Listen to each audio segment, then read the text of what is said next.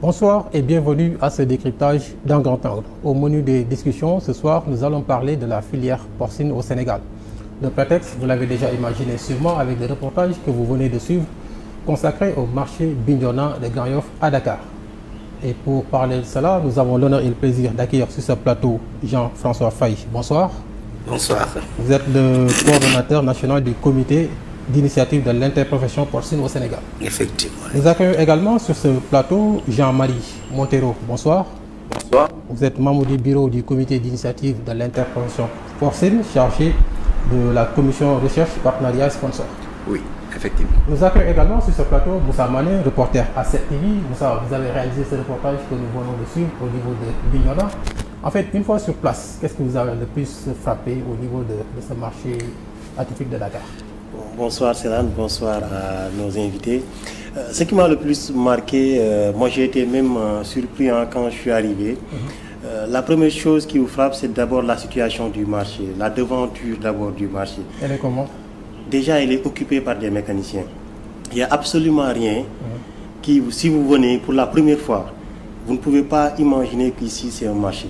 Déjà, la devanture, elle est principalement occupée par des mécaniciens. Il n'y a aucune enseigne, je l'ai même dit dans le reportage, aucune indication qui vous dit qu'on est en face d'un marché.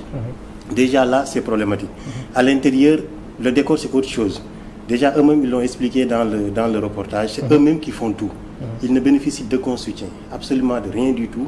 Et cela, ça fait partie, en tout cas, des choses qui m'ont plus marqué au niveau du marché, le décor, la façon dont ils s'organisent au niveau de ce marché-là pour en tout cas un peu embellir ou s'organiser pour un peu en tout cas, je ne sais pas, continuer leur activité au niveau de ce marché-là.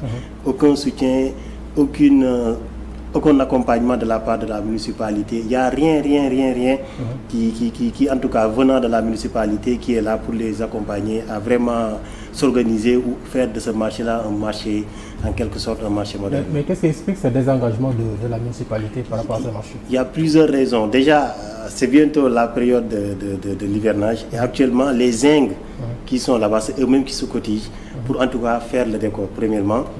La deuxième chose, le secrétaire municipal nous dit carrément que eux-mêmes ils reconnaissent que ce marché-là, il y a des erreurs au niveau de la construction. C'est-à-dire qu'il y a un marché construit à côté du garage Bignona. Mais compte tenu du nombre aujourd'hui qu'accueille le marché, le nouveau marché-là ne peut pas accueillir le nombre de personnes qui travaillent au niveau du marché Bignona actuellement.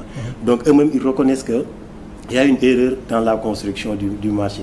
L'autre chose est que là où ils sont actuellement, ils n'ont ni toilettes, ni électricité, ni eau. En plus de cela, malgré qu'ils payent les taxes journalières, mais il n'y a aucun agent de nettoiement au niveau de ce marché-là. Donc ça aussi, ce sont des choses qu'ils ont dénoncées.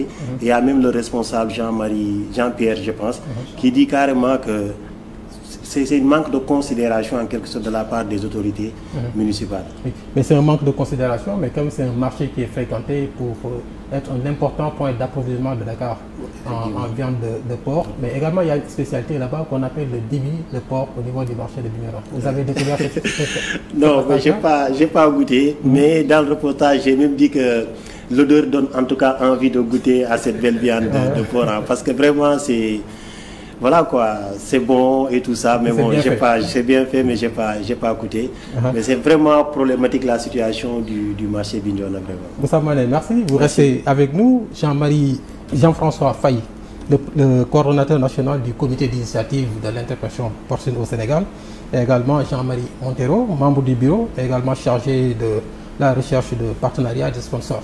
En fait, quelle place occupe par exemple le marché Bignona dans la filière porcine au Sénégal?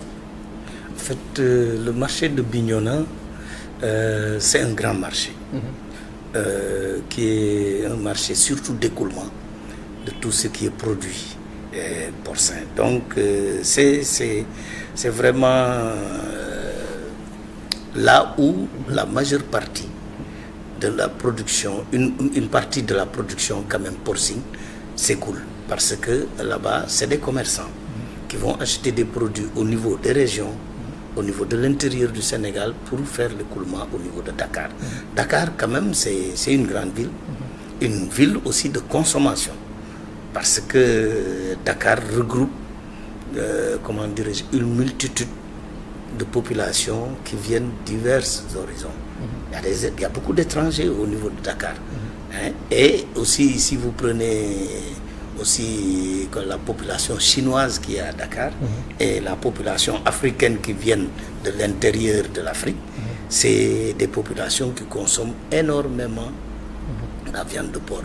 En dehors des Sénégalais qui sont, comment dirais-je, friands de cette viande. Exactement. En fait, vous êtes le président du comité d'initiative de l'interprofession porcine, et quand on parle de comité d'initiative, c'est qu'en fait l'interprofession n'est pas encore effective. Exact. Qu'est-ce qui explique ce retard? Ce qui explique ce retard, c'est quand même quelque part un peu le manque de moyens, comment dirais-je, financiers, mais surtout, comment dirais-je, moyens humains. Bon, ceux qui sont en train de s'activer pour la mise en place de cette interprofession, c'est quelques personnes qui se sont données volontairement pour faire, comment dirais-je, ce travail d'organisation, de structuration pour tout le Sénégal. Donc, pour dire vrai, au niveau de ce comité, il n'y a que Jean-Marie et moi qui nous sommes engagés pour faire le tour du Sénégal, pour sensibiliser, informer, mobiliser tout ce qui tourne autour de cette filière pour vraiment se mettre ensemble vers vraiment la mise en place de cette interprofession. Jean-Marie, vous êtes dans le comité d'initiative. Est-ce qu'en fait, dans le cadre de vos démarches, vous bénéficiez un peu du soutien des autorités étatiques pour la mise en place effective de cette interprofession porcine? Merci, M. Salam. Je pense qu'il faut dire les choses comme elles sont. C'est très timide. C'est très timide de la part des autorités. Ça a toujours été très timide. Nous sommes, disons, dans notre 7e année, presque 8e année, où nous sommes en train de tout faire pour remettre sur pied, ou bien mettre sur pied même, une interprofession. Le contexte est très difficile, il faut le comprendre. Aujourd'hui, l'État, avant de penser à une filière comme la filière porcine, qui, au Sénégal, est la seule viande exportée, tout le reste est importé. Alors, l'État mettra plus les moyens sur le lait, le mouton, qui crée une dividende sur l'économie du pays, parce que si aujourd'hui l'État ne subventionne pas le lait, le Sénégalais lambda n'aura pas un petit déjeuner au lait. Si l'État ne met pas la main à la poche,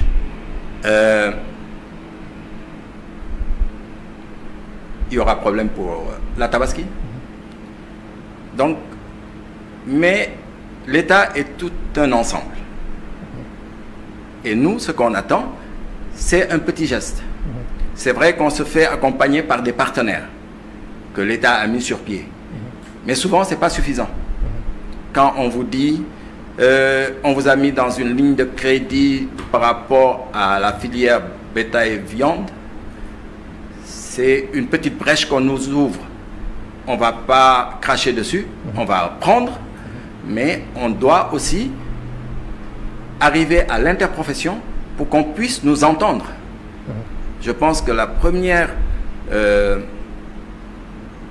chose qu'il faut faire, c'est arriver à l'interprofession. Mais faire comprendre aussi aux éleveurs quel est l'intérêt de cette interprofession.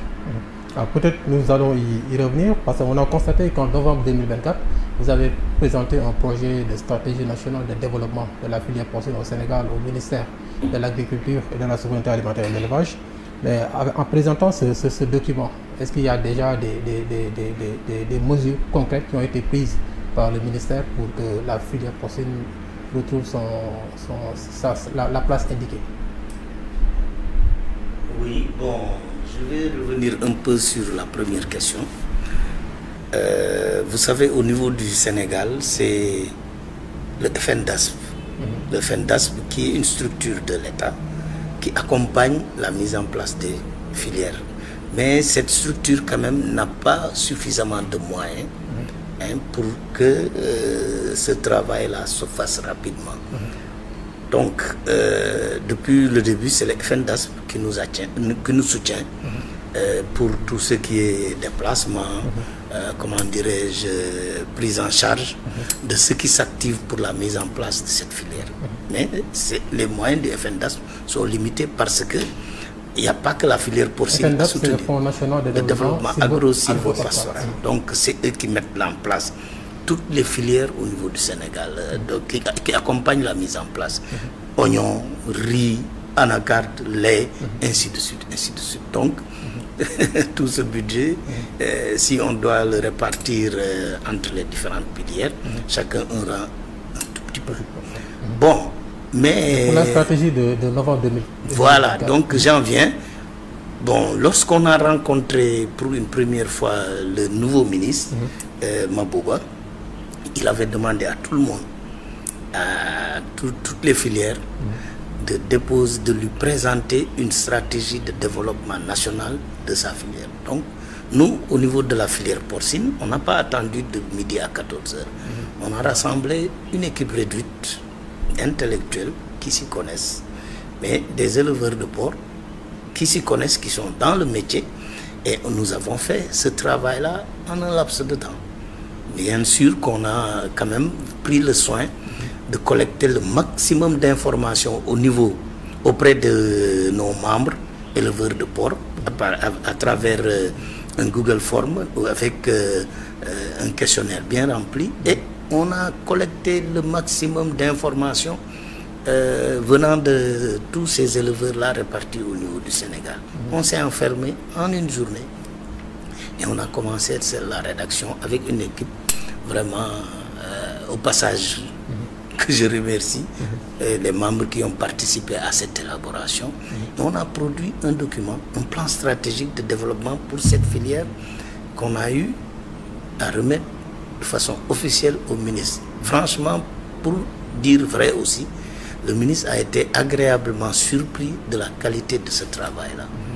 Et il nous a demandé de le rencontrer pour une remise officielle de ce document-là, qui est un document de référence et budgétisé, avec, comment dirais-je, un business plan pour montrer vraiment la rentabilité économique de cette activité-là. Voilà. Et vous avez parlé d'un chiffre global de 70 milliards. Exactement. Et partant de cela, le ministre s'est engagé lui-même pour mettre, comment dirais-je, un partenariat public-privé qui va accompagner ce plan stratégique. Donc, mais ça ne va pas nous obliger à attendre toujours de l'État. Nous allons aussi chercher d'autres partenaires. Et quand même, il faut reconnaître qu'au niveau de l'État aussi, il y a beaucoup de projets, programmes qui sont élaborés au niveau du ministère de l'Agriculture, de l'Élevage et de la Sécurité Alimentaire. Il y a le PNDS, qui est un projet aussi assez important où on a accordé une place importante aussi à cette filière porcine. Donc nous attendons. Donc c'est des projets qui sont financés, la Banque mondiale, la Banque islamique, la BAD, ainsi de suite. Donc voilà, ça va venir. Il y a l'autre projet que j'ai sous la main, le FSRP. C'est un projet de résilience financé aussi par la Banque mondiale, le FIDA, et bon, d'autres partenaires. Donc aussi, si on vous suit bien, donc il y a un espoir pour le développement. Il y a un espoir, franchement. Ça, on ne va pas, comment dirais-je, rester à, comment dirais-je, à attendre. Parce que l'État, franchement, avec ce qui est en train de se faire, j'ai beaucoup espoir à, comment dirais-je, à voir cette filière-là décoller. Parce qu'il y a des engagements. Le ministre s'est engagé. Et je sais qu'il peut y arriver avec l'appui des partenaires. Et ces partenaires-là, c'est des projets, comment dirais-je, dans lesquels nous avons eu à participer à l'élaboration. On a été consultés, on a participé à des rencontres, des séminaires de l'élaboration. Peut-être une question à Jean-Marie Montero. Aujourd'hui, quelles sont les questions les plus urgentes concernant ce secteur-là? Parce qu'on parle de financement, on parle de l'accès à la terre, on parle aussi de l'accès aux soins vétérinaires. Bon, je pense que l'accès à la terre sera et restera le premier point dans tout ce qui est agriculture en général, la famille de l'agriculture avec grand A, dans notre contexte. Le Sénégal est un pays très petit, avec 19 millions d'habitants. Il n'y a pas de la place pour tout. Aujourd'hui, les gens vont plus penser à comment manger, ou cultiver quoi manger, ou habiter. Mais il faudrait qu'on pense aussi à faire des réserves pour des zones réservées, je pense, à l'élevage. Parce que c'est un levier de développement. Comme a dit M. Faye, on n'est pas resté sur des attentes de l'État. Écoutez, il faudrait qu'on arrive à un certain moment à penser comme les Américains. Qu'est-ce que je peux faire pour mon pays et non pas ce que j'attends de mon pays. C'est vrai que c'est un levier, c'est de gros financements. Quand on parle de 70 millions, il faudrait reconnaître aussi que c'est sur 5 ans. Mais derrière, quand on a 70 milliards, c'est sur 5 ans. Et quand on a fait le tri, le TRI, on a vu qu'on était à des chiffres, des nombres à 3 chiffres. Donc cela veut dire que c'est très rentable. Aujourd'hui, pourquoi la filière porcine, on y croit? C'est l'animal qui produit le plus rapidement. Chaque 6 mois, la femelle, elle met bas. Au Sénégal, on est dans une moyenne de 8 petits au sevrage. Cela veut dire que ça devient un élevage à cycle court. Et quand on parle de cycle court, ceux qui sont du domaine savent que c'est un levier de développement. Oui, c'est un levier de développement. Vous avez évoqué tout à l'heure la question de la terre, mais concernant les financements, l'accès aux soins et l'alimentation, moi je pense... Est-ce qu'il y a une solution là présente pour la filière? Moi je pense qu'il faut financer ceux qui sont formés. Il faut penser premièrement à la formation. Parce que c'est bien beau de mettre de l'argent entre les mains de la population pour se développer. Mais nous avons encore en mémoire le fiasco total qu'on a eu avec les maîtrisards chômeurs, avec les boulangeries, les services de pêche qu'on avait créés et tout, parce qu'ils n'étaient pas formés pour ça. Il faudrait qu'on pense aussi à la formation. Et c'est une partie très importante. Et il faudrait que les gens se forment. Le grand problème de l'élevage aujourd'hui, nous qui sommes dedans, c'est le personnel. C'est le personnel. Il y a des écoles qui forment des agriculteurs, des éleveurs, mais il n'y a pas de spécialistes dans ces écoles en élevage pour ça. C'est vrai qu'il y a un tronc commun où tout se ressemble, la biosécurité et tout se ressemble, les vaccins et tout. Mais il y a un comportement dans l'élevage de porc qui est vraiment réservé à l'élevage de porc. Et quel est ce comportement? C'est un suivi, mais déjà visuel.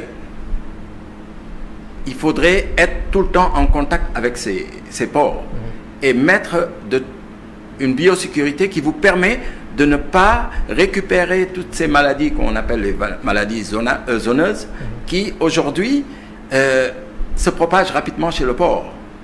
Donc pour tout cela, il faut savoir former son personnel. Oui, parlons de la formation. Déjà à l'accueil du document stratégique de développement de la filière porcine, le ministre avait parlé des 3 F, formalisation, formation et financement. En fait, concernant même l'alimentation, quand on parle d'élevage de porc dans l'imaginaire populaire, c'est seulement le Nyamumba. Alors que l'alimentation dans cet élevage-là, c'est encore plus technique. Exactement. En fait, nous, on s'inscrit quand même dans une dynamique de professionnalisation. C'est vrai qu'on a hérité, comment dirais-je, du savoir-faire ou bien du savoir-être aussi de nos grands-parents. Mais il ne faut pas qu'on continue à suivre cette dynamique-là. Donc il faut aller vers la modernisation. De plus en plus, il y a des fermes modernes qui s'installent. Il y a des champions qui sont partis d'eux-mêmes avec leurs propres moyens, qui n'ont jamais bénéficié, par exemple, d'appui de l'État et qui n'ont pas attendu des financements. Parce que c'est des gens qui croient et qui connaissent. Donc, la formation dont il parlait, ce qu'il faut savoir, c'est que il faut quand même qu'il y ait des initiatives personnelles et que les gens aussi se rencontrent dans des organisations. L'union fait la force. Donc, on n'a pas attendu. Dans beaucoup de zones, les gens se sont organisés en association, en GIE, ainsi de suite, pour aller. Si je donne l'exemple de Thiès, nous, on a notre association des éleveurs de porc de Thiès, qui regroupe même au-delà de Thiès, jusqu'à Diourbel, Bambey, parce qu'on avait une approche diocésaine. Maintenant qu'on est en train de mettre de côté, maintenant, on parle de région. Au niveau de cette organisation-là, nous avons trouvé les moyens propres. Avec nos cotisations, nos adhésions, ça a permis à l'association d'avoir un budget. On a cherché des partenaires aussi qui nous ont financé un programme de formation. Parce que si on veut vraiment développer cette filière, il faut y aller avec des compétences, des connaissances. Il a parlé de la maladie, des maladies. C'est vrai. Mais il ne faut pas attendre toujours de l'État, que l'État vienne aux sapeurs-pompiers. Si, par exemple, l'éleveur, connaissant, comment dirais-je, la fragilité ou bien l'impact des maladies dans le troupeau, il faut prendre les devants. Hein? Se former en mesure de biosécurité, savoir comment s'occuper, comment dirais-je, du bâtiment. Hein? Il y a toute une prophylaxie qu'il faut mettre en place pour éviter la multiplication des bactéries, des maladies et autres. Donc, la formation est un pilier important. La structuration, si on veut aussi vraiment la formalisation, si on veut aussi aller vers un développement vraiment de cette filière, il faut qu'on se formalise. Soit mettre en place des associations ou bien aller en coopérative, qui est la politique, la nouvelle politique que le gouvernement est en train de mettre, qui est une bonne chose. Les sociétés coopératives, c'est là-bas où on peut régler la plupart des problèmes, des grands, mais aussi des petits. Toi, si tu as par exemple besoin dans ton élevage que de 2 sacs, 3 sacs, mais si on fait des achats groupés, mais on règle ton problème plus facilement. Exactement. Voilà. Ouais. Peut-être Jean-Marie Montero, peut-être votre dernier mot par rapport à cette filière, ce qu'il faut faire dans l'immédiat pour que cette filière puisse répondre aux attentes des différents acteurs. Bon, si vous me permettez, je vais rebondir un peu sur ce qu'il a dit sur la structuration et sur l'alimentation. Très rapidement. Sur l'alimentation déjà, bon, ce qu'on appelle le Nyamoumbam, les eaux grasses, c'est le mot qu'on utilise généralement. Disons que c'est compliqué pour une maman qui aujourd'hui a 2 truies qui lui permettent de boucher ses fins du mois, de se dire je vais acheter un sac d'aliments à 17 000 francs pour alimenter mon porc alors que je peux avoir gratuitement mes eaux grasses. Mais il faut arriver à expliquer à cette personne quels sont les inconvénients des eaux grasses. Pas en lui disant, écoutez, ça c'est mauvais, il faut mettre de côté. Mais arriver à travailler de telle sorte qu'elle arrive avec, parce qu'on est en Afrique, hein, c'est le visu qui est important. Quand vous voyez le rendement, quand vous voyez le risque que vous évitez, vous êtes prêt à vous lancer dessus. La deuxième chose, on est dans un pays où, bien dans un continent, je dirais, où même en allant voir le médecin, vous cachez votre maladie. Vous allez pour des recensements, les gens vous cachent le nombre d'enfants, ce qu'ils ont, même le nombre d'enfants qu'ils ont. Alors, il faudrait comprendre qu'aujourd'hui, quand on parle de coopérative, qu'on parle d'interprofession et tout, c'est pour pouvoir relever ceux qui sont le plus bas vers le haut. Quelqu'un qui produit 200 porcs par année n'a pas les mêmes besoins qu'une personne qui le fait juste pour boucher ses fins du mois. Mais aujourd'hui, quand on parle d'interprofession, tout le monde est dedans. Quand on parle de coopérative, tout le monde peut s'y retrouver. Mais je pense qu'il faut y aller step by step, pas à pas. Parce que on est dans un pays où les gens croient plus en ce qu'ils voient qu'en ce qu'on leur dit. Exactement. Et on n'a pas attendu. C'est ça. Aujourd'hui, on fait de l'insémination artificielle au Sénégal sur le porc. Ça ne vient pas de l'État. Ça vient de partenaires, ça vient de gens qui se sont mobilisés pour arriver à ça. On arrive à faire de l'aliment de porc avec les produits de base qu'on trouve sur pied. Parce que si on veut faire ça qu'avec du maïs, vous connaissez le coût du maïs.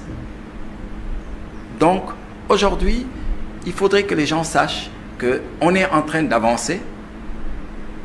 Ce qu'on demande de l'État, c'est des actions ponctuelles.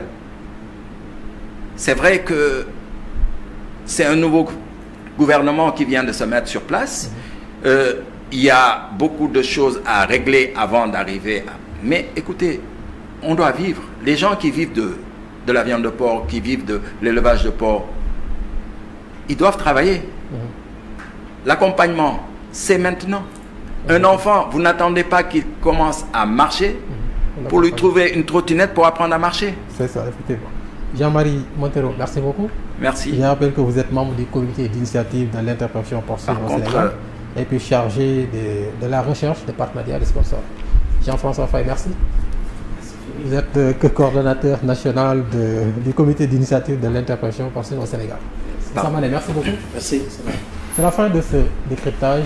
Merci et à bientôt.